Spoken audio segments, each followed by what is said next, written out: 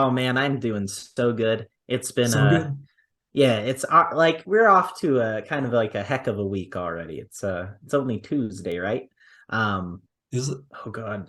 It's It's only Tuesday and Tuesday? I just exposed us because we're recording on Tuesday and it's Warped No. Wednesday. We just got exposed. Cut the Hold up. clip.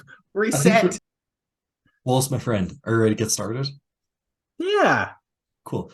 Hey everyone, throw up your W's. Welcome to the very special 13th episode of Warped Wednesday. I'm your host, Mike Pestilence, with my beautiful co-host, Wallace O'Donnell. Wallace, my That's friend, me. it is you. It's amazing. It's always you. I don't want to be anyone besides you. Wallace, my friend, how are you doing today? Oh, I'm doing excellent. It's Excellent. already off to a good week. I've been getting my hobbying done. I got a bunch of like fabric rolls for like neoprene Oh, very nice. material. Yes, and I was cutting it to make these display boards today. So I've been making a bunch of display Man, boards and display stuff. boards, super, super underrated part of hobbying. Like a Yes. good display board, just it's beautiful. I've always had this dream of building my own display board Yeah. with like a black light on it. Reason Ooh, being, okay. in you may know this as you've seen some of them, but a good deal of my Warhammer Demon miniatures glow in the dark, Oh, it's so and cool. they have these little runes and stuff Yeah. etched on them with this black light paint that goes when you put a black light on it. So I've always been like, I'm gonna make like a Bellacourt Shadow Realm display board, and then Yeah. I've realized that mechanically it is incredibly difficult to incorporate a black light into a display board. So That's fair. Also, to get the best effect at a tournament, you have to be like, hey everyone, we're gonna turn the lights off in the entire tournament hall for a sec, just so we can judge, get Wallace's painting judged. Um, Wallace, this could be a really fun episode I because we're think gonna so. discuss Yeah. a little less of the chaos specific stuff and more just general 40K um attitudes and ways to play the game. So I'm super excited. We're gonna have a lot of fun today, I think. I think so too. I think this is a good topic. So, before we get into it, Mike, tell me a little bit about how things have been going for you. What have you been hobbying on recently? Have you played any good games? Well, Questions. I get to talk to Wallace, so the day is already amazing. Um, Hey. I did actually get some practice in this Hmm. weekend because I'm at a point where with LVO coming up at the end of January, normally I'd be like, well, I say normally because I've only been playing competitive for a few years, but normally I'd be like, oh, I want to figure out like what faction I want to bring or like see if I can finish high in any rankings. This year, just with like work and personal stuff and like some big moves, I haven't been able to like play go to enough events to really like care about my ranking at all this year. I'm with only two events bigger than RTTs. So I'm kind of viewing LVO through the lens of what's the most fun army I can bring. I'd like to do well, but also really want to bring an army that I can just, not worry about having to do well with it and more just showing off some fun, cool chaos stuff. And if I do really well, it will inspire other people to try cool, fun stuff. So that's kind of my mindset. I'm bounced between a few different lists. As you know, on Sunday we had a great group practice session Hmm. with another friend, Kit, amazing player, one of the best players out there. He's got some really cool tech for LVO, which I think people are going to be impressed by. Um, but on the whole, mainly just focusing on playing right now. And once I know what I want to bring, then I can focus more on the hobbying because God knows I'm behind on my hobbying. With any list, like, here's the crazy thing about playing Chaos there's constantly a dilemma. You always just have way, way, way too much stuff. Like, I have like near 100,000 points of Chaos, and you never have the stuff you actually want for the list you're thinking of at that time. That's the crazy thing, right? It's so relatable. I Yeah. like I go to my shelf and I'm like, all right, today I'll play. Huh? Why do I own this many of that model? Yeah. It's never what you want to run. Like, I'm like, cool, I've got like 30,000 points of CSM, about half of those painted. Surely there's like some list I can make with that. And I look at my shelf, I'm like, but I want more of that unit, and that unit's the wrong loadout, and I want to run that. And suddenly I'm just like, I've got a lot of hobbying to do just for any tournament. Um, but here's the thing, right? I'm not really putting a lot of pressure on myself to do well. So I think that means I've got some fun units in mind. I don't want to spoil it. We're gonna do more talking about LVO later. But I've got some really, really fun spice.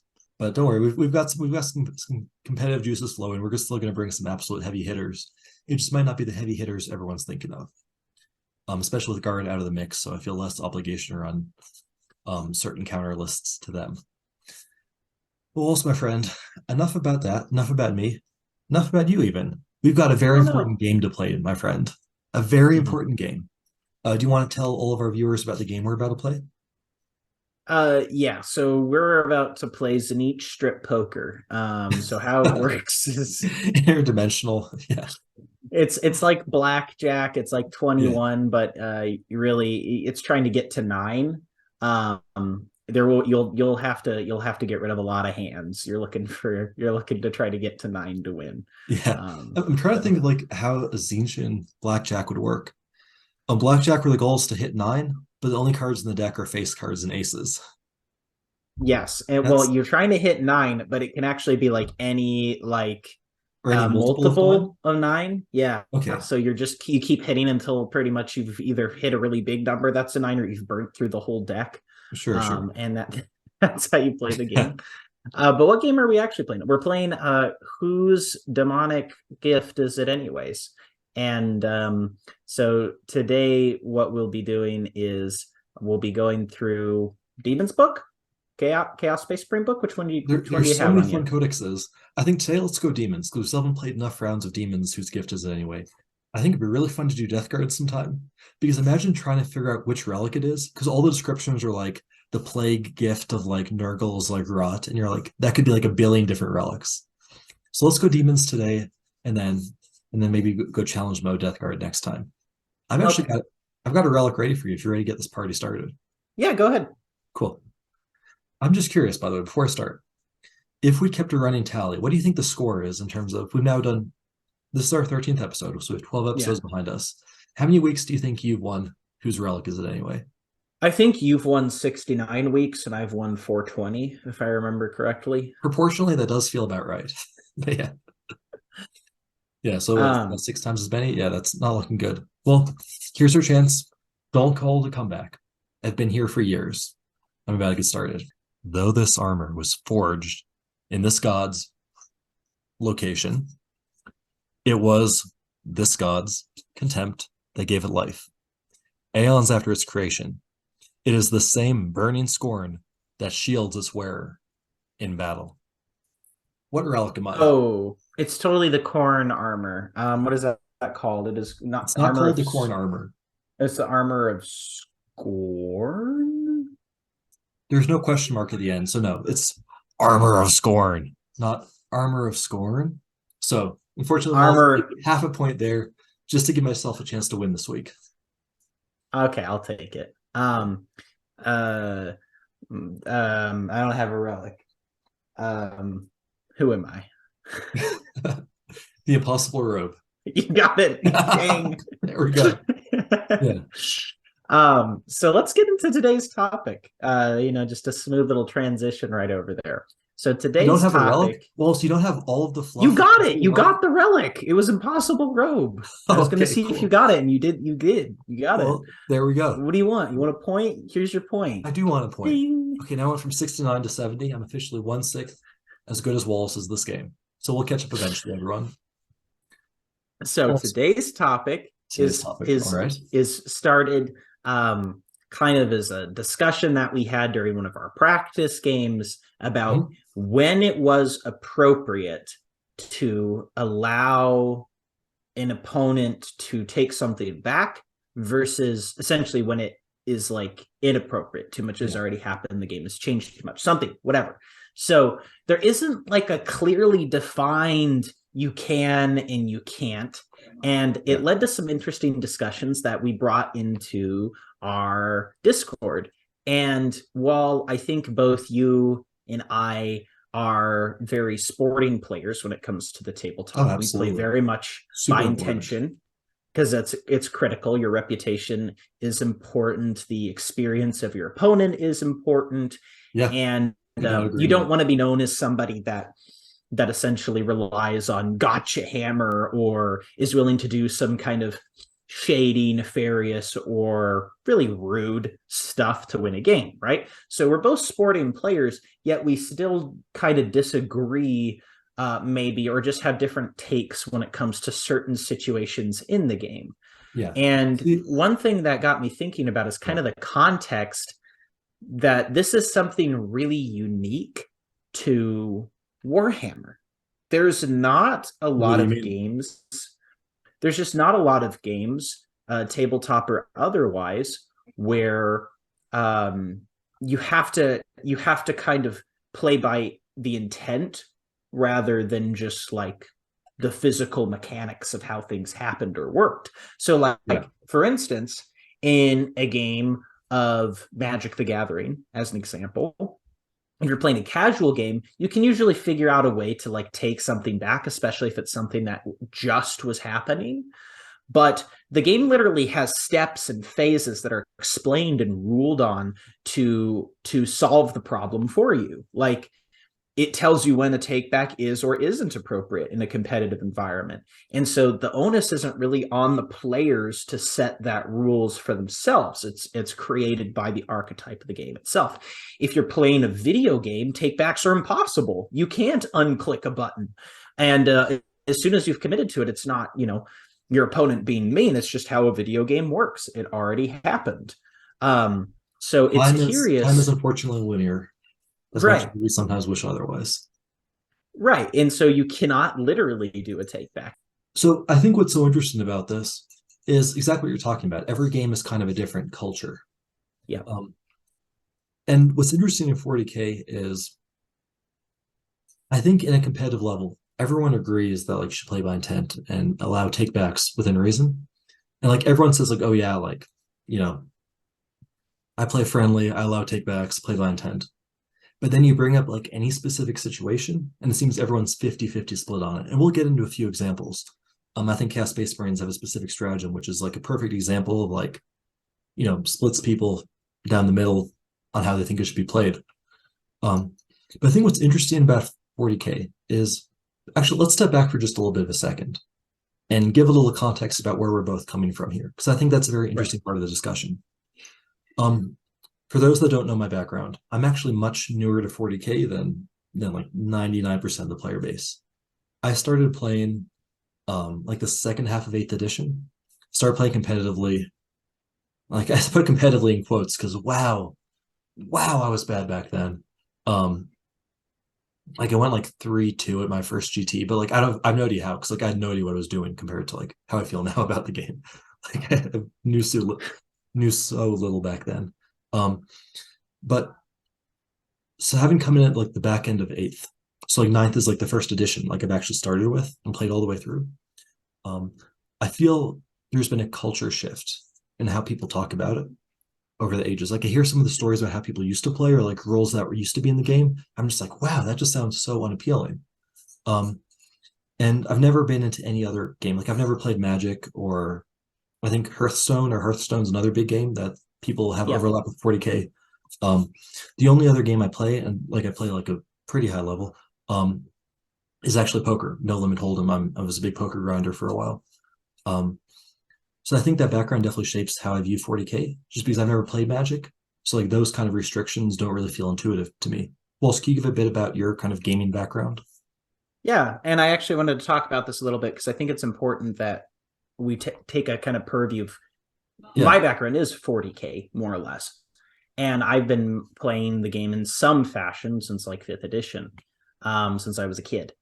And it's changed significantly over the years, Wait, hold both up, in Walsh. I'm terms going to of. put you on the spot. What was your first army when you started in 5th edition? Oh yeah, no, I'll happily talk about this, and I'll do the short version because the long version is definitely a story time thing. Okay. It was Tyranids. Here it is. It Okay, was Tyranids. respect. Yes. So That's a fun first army. I the first time I got interested in 40K, I went to my local game store and I saw the Bellacore model, and I thought he was really cool looking. And I Just kind to of had a clarify choice. that, I had you're talking about like the tiny little Bellacore that the used to be. tiny one, the fantasy one. And I thought he looked really cool. And I It's a great wanted to buy model. him because at that time I had action figures, right? And he would be a Yeah. cool little action figure guy. I didn't really know much about models. One of my older brothers had bought some orc models in the past they thought were cool, but I didn't really understand any of this. I just saw it and thought it looked cool Yeah. on the shelf, and I wanted to get it. And I had like not enough really money to buy it, but my mom was with me and she said that it looked too mean. That was her word. It looked too Bellacore was mean. too mean. He looked too mean. And so she actually redirected me to Magic the Gathering, which ended up being my first real nerd hobby. I got really into Magic, interesting little Yeah. arc of history there. Well, 40K didn't come back into my life until a little bit later when my brother bought one of the Space Hulk box sets. Oh, Um, nice. yeah, so the box set to play with me for Christmas. We didn't really understand, like we had seen some like 40K stuff and we thought the models were cool at our local store, but we hadn't played it. And so we played the Space Hulk game, which was very different. But I'm probably boring everyone with this long hashed out background here. Essentially, I'd been Oh, playing 40K gotta since I respect the was younger, OGs. right? And I Yeah. played the 40K since I was younger.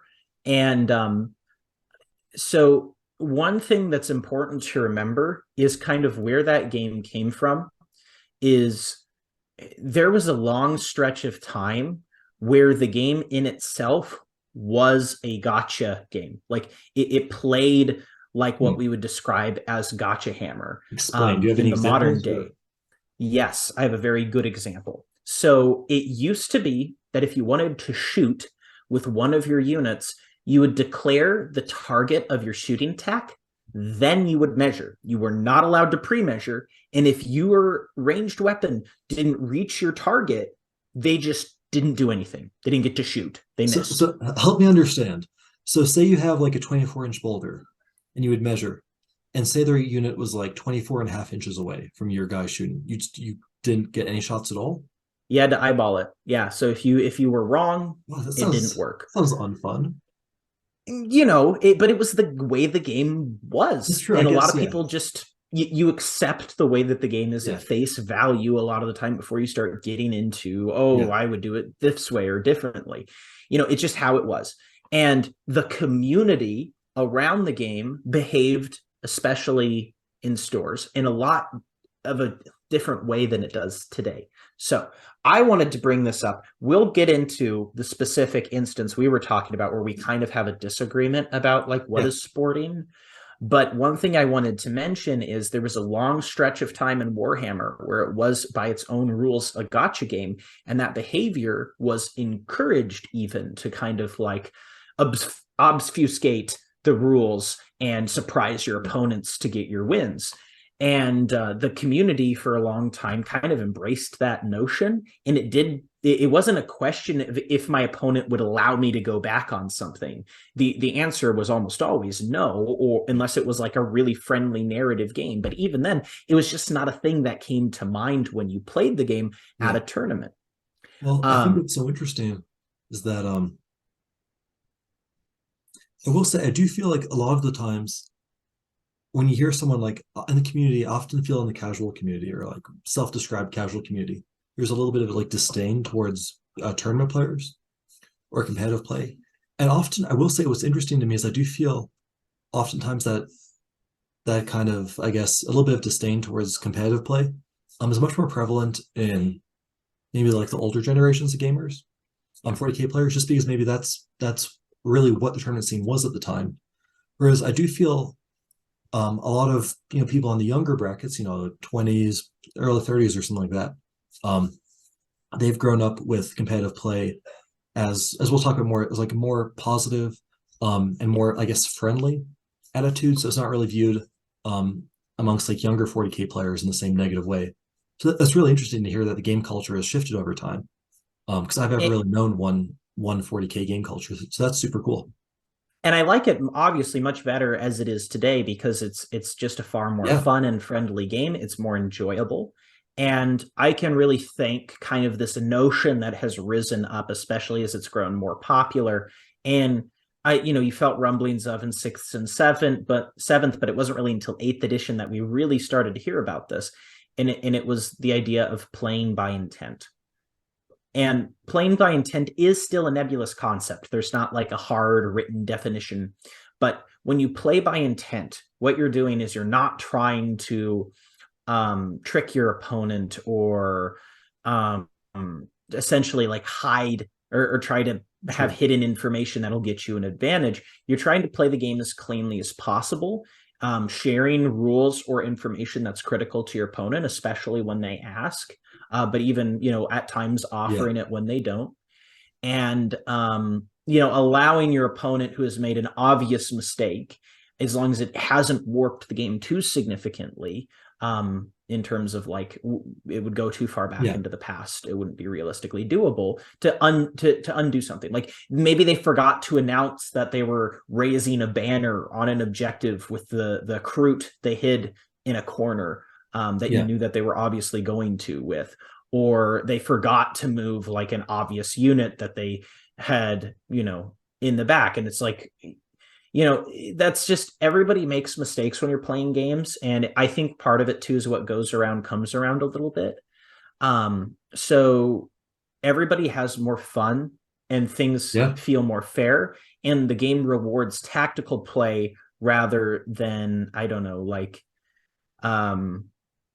just capitalizing on mistakes more. Well, it rewards like tactical thinking more. And what I find so interesting is that 40K, I guess, because most competitive games you see these days are often like video games or esports.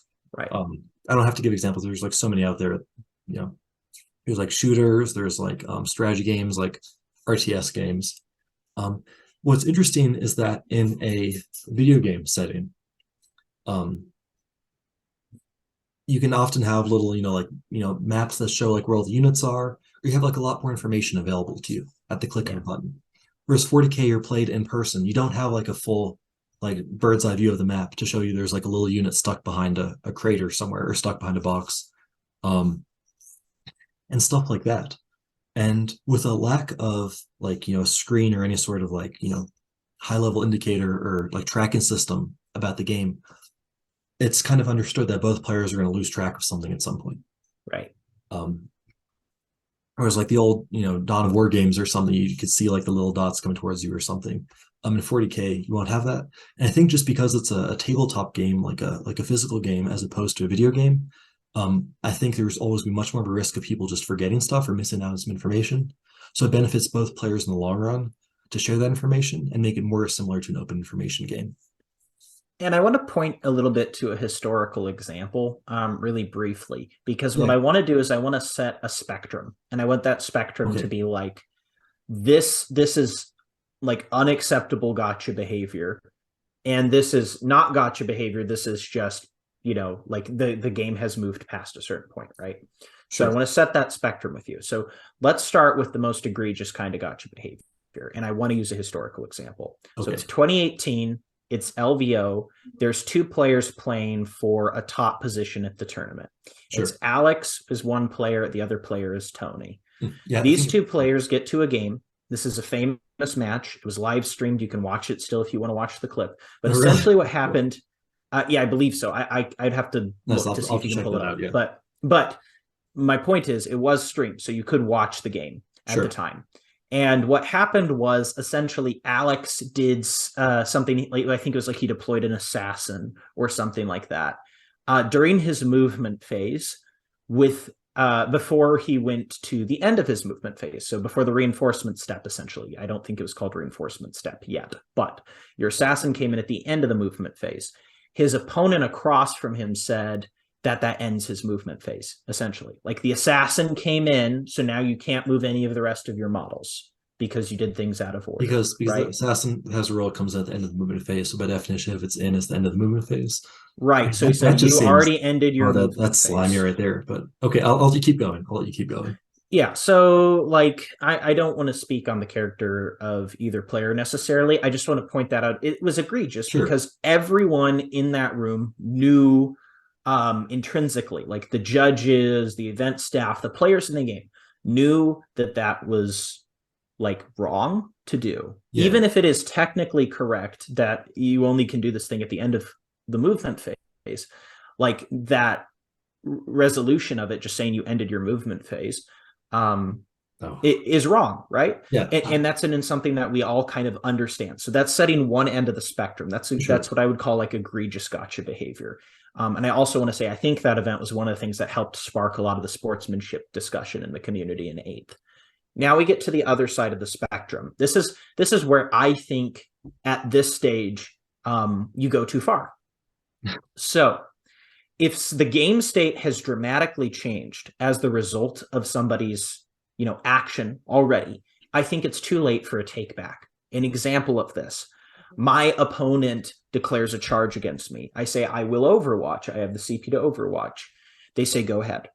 I take my dice, I roll my dice, I do my overwatch. It kills 2 of their models. Okay, so 2 of them die. Maybe they didn't expect any to die. Maybe it was really unlikely that any died, and it hurts really bad that 2 of them died, as an example.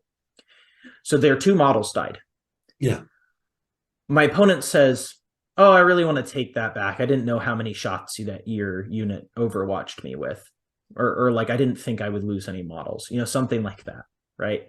Do you allow your opponent then to go back and you resurrect their 2 models and cancel their charge? Like, they knew that you were going to overwatch. You told them that you were going to overwatch. You offered that information. Your opponent states that's okay. And they wait till they've resolved the hits, the wounds, and the saves before they say, oh, I didn't really like that, because they weren't happy. Maybe, you can't put yourself exactly in their brain, but it seems to me like they just weren't happy with that resolution of the Overwatch phase. I'll say a big part of it, where I think the line should be drawn, is where new information that would affect that decision has been gained. So let me give an example. For example, say there is a unit. Let's go back to that example. Opponent has a unit of Kroot on their backfield objective, right? And they go ahead and they say, something like, oh, they like roll in advance or something. And then they're like, oh, wait, hold it. That was going to raise a banner. Do you mind if I just raise a banner instead? That's fine. I don't think the advanced roll, I mean, it depends on the board state. I don't think the advanced roll is going to change anything. They've just got some mooks sitting in a corner. Obviously, the only infantry that can raise a banner, they took raised banners. That's fine. You forgot you took the secondary. And actually, I'll go as far as often I'll remind people of their secondaries. Like I'll look over, I'll see they took like banners or something, or R&D, and be like, hey, did you want to do that action with that guy? Just because they're less to keep track of. I don't want people to like forget that stuff. But a big example of something I don't think is okay is, let me give an example where rolling the dice roll makes a big difference. Say they have Abaddon, who has a stratagem once per game in his command phase, being Black Legion. He can change his Legion trait to advance and charge, basically make himself Red Corsairs. Right. Say they roll in advance with Abaddon. Say they're like far away, like maybe 15 inches away from my unit, right? So it's pretty far. Give me something like 20 inches away from my unit, right? Say they roll 6 on their advance. And then they're like, oh yeah, I want to go ahead and go back in my command phase. I forgot I was meant to make him advance and charge. Well, that's different, right? Because say they rolled a 1 on the advance. There's no way they ever want to advance and charge at that point. So I'll say, hey, that's fine if you forgot you have the stratagem, but you should re-roll the advance, because it's not fair to like roll the advance and then go back and use that information to make a decision in the command phase of whether you want to advance and charge. That's not how the sequencing works. So I think that's a great example of how you can basically draw a line. Was information gained that would affect the decision? Does that make sense? No, because dice have been rolled, essentially, is where exactly. I'm at. So that's why I meant they're going to advance 6 inches. Well, then, because now if they're 20 inches away, now they have an 8-inch charge, which is very reasonable, as opposed to if they roll a 1 or a 2, they literally cannot make that charge. So they don't want to burn the advance and charge stratagem, something like that. Yeah, so like as an example, because I use that Overwatch example, somebody charges my flamers, I'm going to let them know beforehand that I, have the CP to Overwatch, and 2, that my flamers auto hit. Okay. As soon as they know that information and I've rolled my hit or my wound and they've rolled their saves, I think information has been gained. It's no longer a takesy backsy. If you drop a unit in and try a 9-inch charge, they don't get to go back into reserves because you decided that wasn't what you wanted to do. You know what I mean? So there's a difference in my mind between playing by intent and, playing but not making mistakes, or, ignoring the results of dice in the game. So I think that spectrum is important, because a lot of things fall somewhere between those 2 examples that come up in the game. A lot of things fall between the ridiculous gotcha, you don't get to do your movement phase anymore, all the way up to, somebody changing their mind after a dice roll. Okay. There's stuff that falls like somewhere in this middle zone, and it's up to you and your opponent, really, because you have this implied social contract, to suss out how that should resolve. And when you can't come to some kind of equitable or amicable conclusion with one another, that's when you get a judge involved. I think part of that too is I think you made a great point about it being a contract between the two players. And I think the two players should definitely make sure they're on the same page. So let me give an example. I played a game at a GT I attended about a month ago. I was playing my Emperor's Children with two Decimators, which are Demon Engines versus a Thousand Suns player. And here's why this is relevant. Like on his first or second turn or whatever, he started doing his movement. I was like, wait, hold up. You've got a command phase prayer you should do, which you're going to want to know the outcome before you move. He's like, oh, yeah, thanks so much, man, for reminding me. Went back and rolled his prayer. I reminded him because I play Thousand Suns. I know there's stuff you have to do in the command phase. Later in the game, like turn 3, I had a Decimator on like 1 or 2 wounds left, so it was on bottom bracket. And I have a stratagem in my command phase to go ahead and make my Decimator act on top bracket. I go back, I move all the models on like one side of the board, then get to the other side of the board, I see my Decimator's on 2 wounds, or like on bottom bracket. I'm like, oh, I didn't realize, for him, he's like other side of the table. I didn't see his bracket. Do you mind if I just put him on top bracket before I roll an advance for him? And he was like, yeah, that's fine. Because I should have done that in the command phase. But that's one of those games where we were helping each other pre-measure stuff, like reminding each other. And the opponent, Nico, fantastic sport. I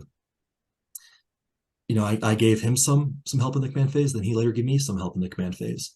And I think, again, it's one of those things where if big dice decisions were made, that's one thing. But if later you're like, oh yeah, I've got this unit, I forgot it has the thing, it's obviously going to do the command phase.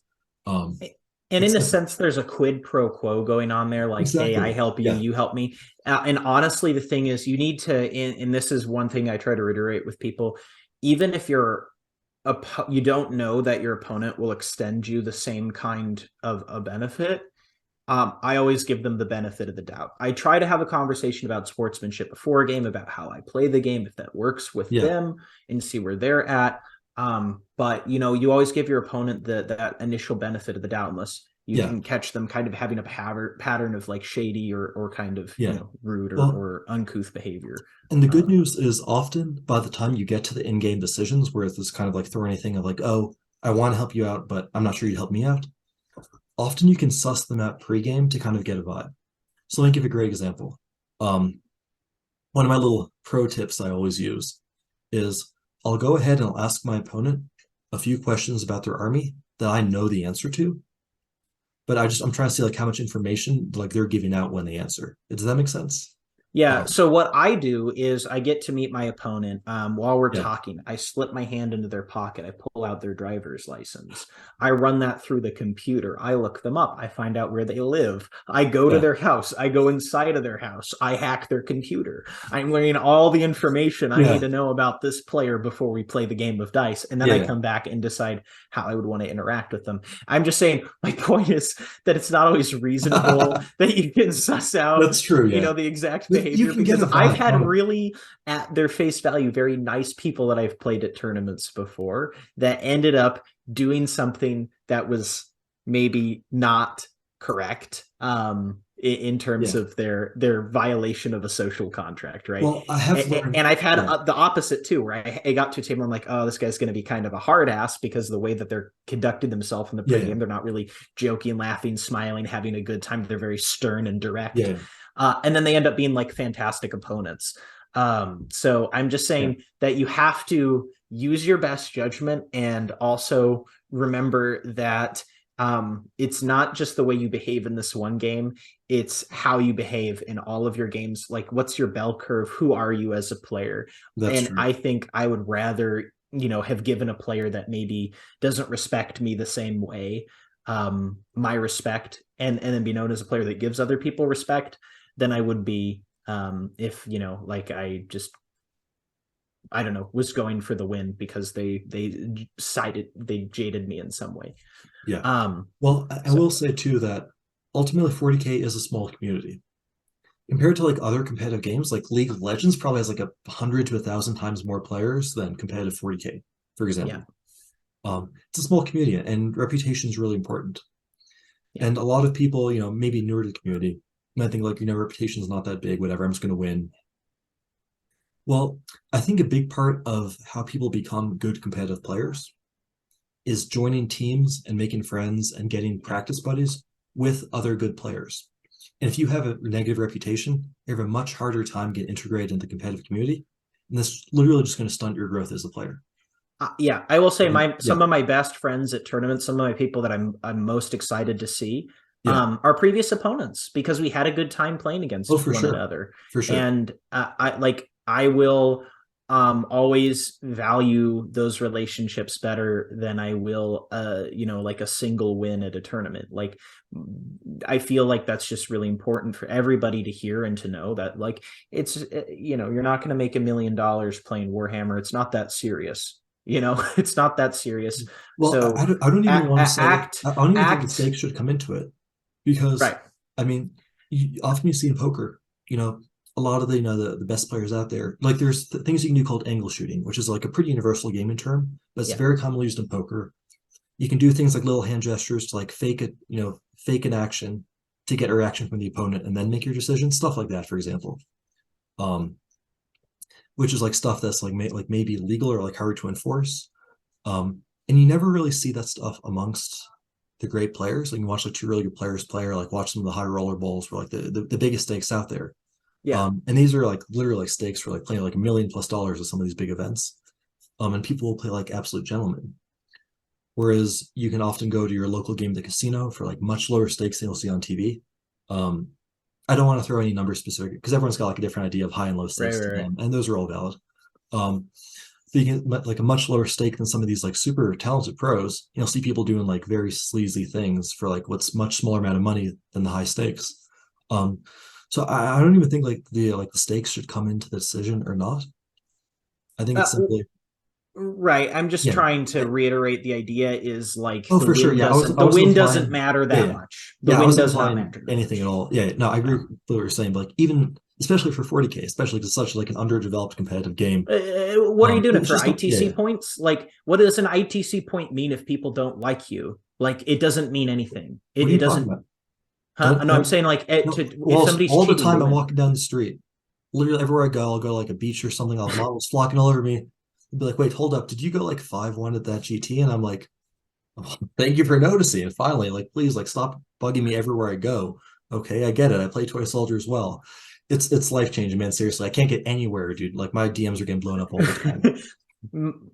I get okay. So we've talked at length about this whole concept of sportsmanship. Why you should be a good player. Yeah, Right. I'm done with it. We're through with it. Now let's get to where we disagree because we disagree somewhere along the spectrum that we talked about earlier with between the gotcha and the like. That's yeah, for sure. unacceptable game behavior. So, do you happen to know the name of that particular Slanesh stratagem from the Chaos Space Yes, Marine book? there's a Okay. stratagem. It's called excessive cruelty, and the Yep. way the stratagem works is it's very similar to a Harlequin equivalent. Opponent's unit falls back from one of your Slanesh units. You're either allowed to make a consolidation move or you're allowed to shoot them. Now, this is what I would definitely consider a gotcha stratagem. And I think you would too. I think basically it's pretty Yep. universal gotcha stratagem because it's on a phase of the game, a fallback move, where it's very, very rare for the opponent to have any sort of trigger or interaction with you. Like very few armies in the game. I think it might literally just be Emperor's Children, or excuse me, Slaanesh units Yeah. and Harlequins have any way to trigger an activation or movement or do damage when a unit falls back. It's not something, for example, like Auspex scans are very common. Opponents will generally ask if you have an Auspex scan. I'll always ask before I deep strike if they have an Auspex scan. Opponents won't think to ask like, hey, do you have like a fallback scan or like shoot me when I fall back? So I think you and I agree completely. It's a gotcha stratagem, and we don't want to catch Yep. people out with that. But I guess the debate that reasonable people can have, and not even just me and you, like it could be like any two people, is how much warning you give over that and how much take back you give over that. That Right. stratagem is a really great litmus test for how you feel about take backs in general. So kind of give me your overall first impression. So this is where we might disagree because my thing is I have warned I always tell my opponents, especially if I'm looking at something and planning something, right? Sure. And I will tell them about, a stratagem that I'm planning to use, especially if it's a gotcha stratagem. I want to mention it so it doesn't create a feel spatting game. Okay. The problem arises when I've said that to them and they've gone ahead and done the thing anyways. Maybe they forgot or they were flustered or it was Hold late in on. a tournament, So so they make a let's get mistake. super detailed because we're going. Let's get really Right. into the So details about I'm this. giving I'm about to get very When detailed on it. when would you tell So them? let's say I Okay. have started, because this is a real life example. They Sure. have started the movement phase. Okay. I told them about the stratagem, right, which was Cool. the fallback stratagem. I pointed the unit, etc. Um, they go through their movement phase, which includes a lot of vehicles disembarking and moving. And we're not tracking the exact positions, because no one does that, of exactly where something was when it moved. Yeah, of course, it's impossible. And then they fall back, and they've successfully fallen back, 3 inches, or whatever. So I You can't have to be able to consolidate far into away them. to not be Right, right. screwed. Yeah. You You're get like, the idea. I'm sure Wallace, right. So you fully I understand couldn't this. tag them Yeah, yeah. essentially. Um, but I could move that distance to tag a rhino that was Sure. nearby with that consolidate maneuver. Okay. Now, my problem is, if my opponent wants to do the take back there, we would have to redo a significant portion of the movement phase that neither one of us was tracking the exact positions of the models. And in my opinion, in this particular instance, I have warned them about the stratagem. I had Yeah. referenced my intent to use the stratagem. And I don't think playing by intention means playing without making some kind of mistake. I don't think it Yeah. means that there isn't room for people to still have made a tactical error. Like, they knew I could do that, and maybe they had forgotten or whatever, but we're at a state in the game in which I think letting them redo their whole movement phase, one, will cost a bunch of time out of the game that we're playing, which time Sure. clocks and all of that is very important in competitive play, even though a lot of Sure. times, even if there's time clocks at an event, people don't use them. I've gone so many tournaments where, like, nobody wants to use their time Yeah. clock, or they say, like, hey, do you really mind?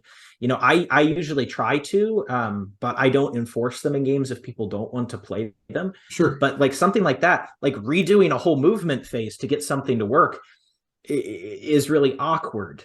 You know what I Yeah. mean? It's really awkward. And I don't think I would allow an opponent in that instance to go back, Sure. because Well, I just think it changes too much. sure. Well, I think in that instance, I would definitely like check you off as definitely being a good sport there because you've already warned them about the stratagem, which is I think if you'd never warned them at all at any point in the game, I think that would be a little, a little questionable. But you've definitely, I know the way you play, you would definitely have warned them at that point. So that I think that definitely qualifies as good sportsmanship.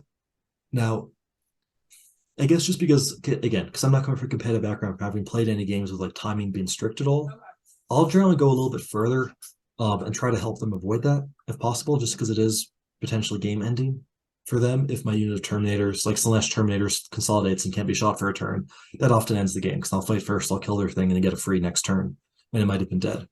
So I'll help them um, within a reason, like move that other second round. I'll be like, hey, move their Rhino back. Um, or what I might do is when I tell them about the stratagem, I think what I would probably do is just say I've got the stratagem and like I'll make a comment like so that the order in which you move things is really important, just to kind of like indicate to them like, hey, like please don't mess this up. I don't want to use this. Let me help you out. Um, I don't know. It's one of those things Because where at a certain point, and this is where my mind is at with it, at a certain point, that stratagem becomes blank text. If you're too friendly, that stratagem just becomes essentially a 0 CP, remind your opponent to fall back more than 4 inches. Like, you can make it physically impossible for them to do, which I've done yeah, in the past. There was no way you could get around it. yeah.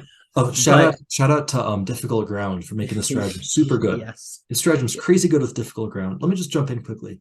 Say they have a 6-inch moving intercessor, and you tag it with your Terminators base to base. You're 0 inches away. Yeah. They fall back 4 inches because they're moving 6 inches. They're in difficult ground. They're now 4 inches away.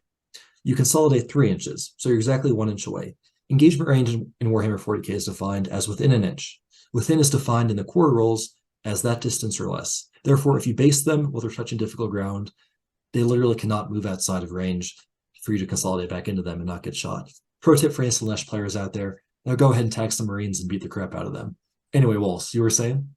Right. Like, my thing about it is, I guess there is a sense where they still got essentially the idea of, I didn't tag the Sure. unit that they didn't want me to tag or whatever, but I I feel like going back and changing the past to that degree would like it would fundamentally change the game, like in a significant way. So my Yeah, question is, and I don't actually know if there's a right answer to it, but yeah. like, do I just let do we try to go back and figure out a scenario where I'm not legally allowed to use the stratagem, or at this point they were aware of it? Did do we just resolve it as it stands? Because I think Yeah, in a no, tournament it's game, tough. to be honest, like in a casual game, sure, we have all the Yeah, time in the like world. in a practice game, it's actively to your benefit to remind opponents because you want to practice against the hardest possible version of the game, right? You don't want to counter your opponents for getting stuff. So I think in like a casual game or in like a practice game, or like a semi-competitive game, I think this isn't even a discussion. I think if you're not like obviously reminding them of stuff like that, then you're literally just hurting your own growth as a player. Plus, being someone people aren't want to practice with, it's literally even in a selfish perspective, it's not good to be doing this stuff. So yeah, we're just talking about a tournament context here, where it's assumed both people are coming to play competitively to the best of their ability, which does put a bit of a different context on it. Right. And so let me give one more example that I think is a Sure. curious one here. You used to be an Emperor's Children player back when they had a 1 CP 6-inch heroic intervention strat, and I think they still do, don't they? So actually, it's better. Just a little history. And so, like the only people that played competitively, ninth edition, both eighth and ninth edition CSM codexes. Um, in the eighth edition version that was used up until about 6 months ago, there's a strategy of 1 CP, any character could intervene 6 inches. Then it got strictly better. We still have the characters can intervene 6 inches. A little bit of gray area on the exact wording, but I don't want to get into that. The stratagem should be characters intervene 6 inches, or non-characters, I think limited to core or demonkin, can intervene 3 inches. So, for example, if you have a unit of possessed with a 40 millimeter base and objective markers 40 millimeters, if you put the possessed exactly on the objective marker, it means they literally cannot contest the objective, as in be within 3 inches, without getting within the 3 inch heroic intervention range. You're possessed. So, nice little tip to hold objectives. Yeah. Back to what you were saying, Wolves. Right. So that strat is another one of these examples of a gotcha strat. Because you have a 6-inch intervention. Somebody rolls a charge or whatever, Sure. and they make their charge, right? Yeah. And then you remember you have the strat, okay, and you measure it out. Things have already occurred, right? Things have already Yeah. occurred in the game. Dice have been rolled. You did Overwatch or whatever. Stuff has happened. You remember you have the strat. You can use the strat at the end of the charge phase, but you realize you hadn't mentioned it to your opponent this turn. Do you not use the strat now? Or do you try to go back before the charge? What do you Yeah. do? So what I'm going to do, and I go way too far with this, and people have told me that, friends have told me that before. What I'll do is I'll kind of look and see before they do any charges if there's a spot where it come up. So I'll point out like, hey, I've set up a situation here where if you charge these possessed, I'll be able to intervene 6 inches and make you fight last. And I'll warn them before they even charge. There's not like avoids the whole awkwardness. They can decide, oh yeah, thanks, man. I'm not gonna mess with that. Um, or they can be like, I don't care. I have to make a Hail Mary play or something to go on in and use the stratagem with her full knowledge. So I'll try to actively remind them before it becomes even a thing. Um, but I think a big part of that too is at high level play, these stratagems, which like you quote unquote like can't really use if your opponent's aware of, are still super valuable, like a 6 inch intervention, just for exactly what I'm talking about, a deterrent effect. Where Right. I think if I've set up a situation where I can't use my 6 inch intervention if they know about it, then I've just positioned poorly. I'm sure there's a way I could have positioned differently to set up a situation where I left like a gap in my unit for my character to be able to intervene through a certain distance. Or I'll use it defensively. I'll create a situation where, again, the whole goal is I'll pre-measure it so they cannot make a charge into X unit without getting intervened into and fighting last. Um, so I think that's one where people will say like I can go too far on that. Like I shouldn't be reminding them before they charge, like, hey, like you literally cannot interact with them. But Your I don't problem know. is It's not even the reminding them portion, because I think that's fine. Or yeah, my problem with the way that you behave at tournament games, Mike, is you literally coach your opponent on how to beat you while you're playing the game. You'll I be feel like, bad. "This They, is they my don't know how to. entire." Your Yeah, Mike is so afraid of gotchaing somebody, because Mike, you're a good dude. Like you really want people to have a good time. So it's just an innate Mike ability, but anytime you play this guy, he will tell you his entire next turn plan. He won't just explain the stratagems, he will explain his tactics. He will say, "Oh, why? You should really move a couple extra models on there because I'm gonna just put this War Dog over there, and that's 5 models OBSEC, and then I'm gonna move this over here, and I'm just gonna shoot that one off over there." He will explain to you how to beat him. He will make sure that your turn is perfect against him. And he's like, "Now we're playing 40K. I can't do anything." Well, but here's the thing, right? You know how I play, and I still win the vast majority of my competitive games. It shows if you have like a good, I don't know, I think like the game, there is enough skill expression that you can like help people out and still just like beat the crap out of them. I don't know what words we're allowed to say on YouTube, so I'll end it there. Beat whatever out of them. You're not allowed to say out of them. Not allowed to say beat. I have to. I can still lightly tap the mess out of them. But I think a big part of that is, I don't know. I feel like as someone that's very involved in this game, in the sense of I spend time because I have to make content about it or work with patrons on their lists or tactics or help them out or like do some coaching for them. Like I'm very like mentally invested in this game. I understand that a lot of opponents might not be. And I don't want them to walk away feeling bad of like, oh, I just didn't know how this guy's army works.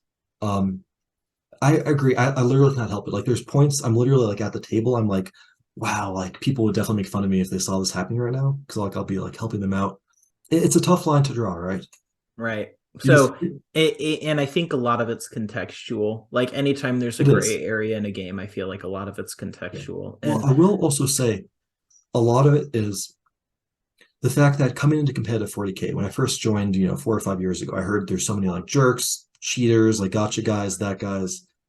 And then like 99% of people I've played or interacted with in this hobby have just been fantastic.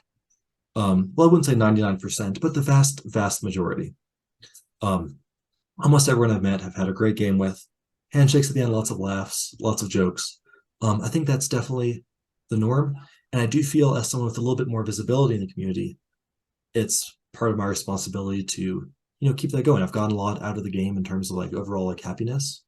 And I want to give back when I can. And Walsh, I know you're the exact same way. I think I know the way you play. I know how you think about your opponents. I know how well you talk about them. I know how much the community means to you and how much you care about building the community. You're a fantastic sport. And I think like it's funny that we're talking about this because I still think you're more to the side of like helpful and friendly at the table than most players. So even though I probably go too far, I think I'm pretty helpful. I will say this though. You strike a really healthy balance between like letting them know, but also not playing the game for them. Right. Because I also think it can be frustrating for people if you're like essentially trying to coach them during games at times. Like you have to be able to read the room on that a bit too. If you're like if I'm providing too much advice in a game, especially against a newer player, some people find that really frustrating. So it's interesting. I didn't always used to be a very nice player. I will say that when I was younger, that was how the game was played. I used to play like that, and it really was a mentality shift. If you start with Magic, because that's the whole community over there, this impression I've gotten. I will say, basically, anytime I've had a difficult game with an opponent, I ask them, I'll just get to talking. I'll be like, hey, do you play Magic? They're like, oh yeah, I play a lot of the Magic, like Pro Tour and stuff. I'm like, okay, I knew that was coming from somewhere. But I will say, here's a great example of one where I know I've gone too far in the past. I'll be shooting my opponent and I'll have a bunch of like bolters, a bunch of maybe like autocannons and stuff. And I'll have like one unit with meltas. I'll be shooting an opponent with a lot of T4 bodies. And I'll shoot them and I'll say something like, this is my only unit that wounds you on 2s. Do you want a transhuman? And I think I would always say something like that. I do think in hindsight, as I've gotten a bit more experience, I do think that crosses the line into just being a little bit obnoxious in the sense of that's kind of like coaching them. Like they should put it together themselves or be asking like, what's the strength of that gun? Or like, do you have any other stuff that will wound me on 2s? Me going out my way to say like, hey, this is my only gun that wounds you on 2s. Do you want to use transhuman? Basically saying like, hey buddy, if this is like, you want to be transhuman in here, why are you not doing this? I do think that probably goes too far. And I think that could actually be to the point of like being obnoxious to opponents who would just be like, dude, come on, know how to play. I'd rather err on that side than not err on that side, but I'm still trying to find that balance myself. I think it would be really funny if you did that, but you're also like horrible at 40k, so you're always offering the wrong decision. Yeah.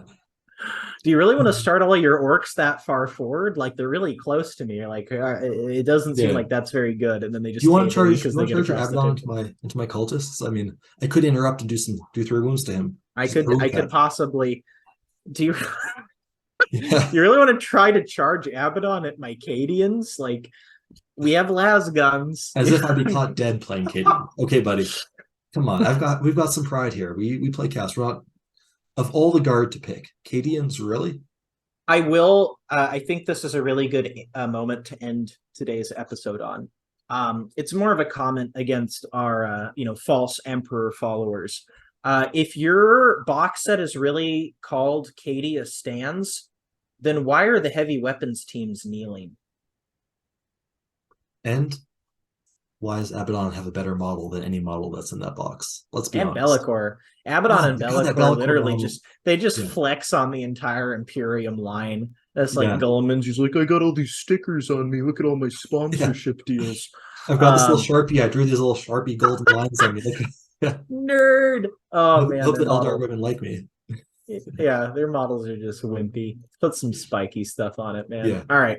Well, I think that was a good purview of So sportsmanlike to summarize it content. up, Yeah. at the end of the day, we don't know exactly where the line is in terms of like gotcha hammer and sportsmanship, but it's so much better, both for you and the overall community, to err on the side of if you're not sure, tell your opponent, help them. Occasionally it'll go too far, and that's okay. Very, very occasionally your opponent might not reciprocate, and that's kind of annoying, but ultimately it's still okay. I've had games where I helped an opponent out, they didn't help me back later, and look at me now. I survived. I'm still having a great time. I'm still enjoying the hobby. We all managed to move on. So ultimately, I think Walls brought up some really great points. I like to think I brought up some great points myself. And the important thing is, if you're not sure where the line is, make sure you're on the right side of that line.